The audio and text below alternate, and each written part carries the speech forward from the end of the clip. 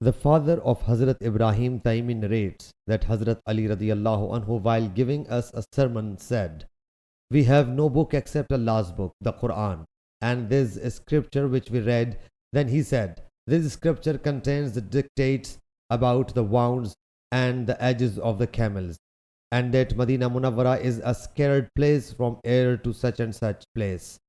So whosoever introduces an innovation in it, or gives a refuge to any innovators, there should be the curse of Allah Jalla Jalaluhu, the angels alayhimus salam, and all human being upon him, and no obligatory and optional worship will be accepted from him.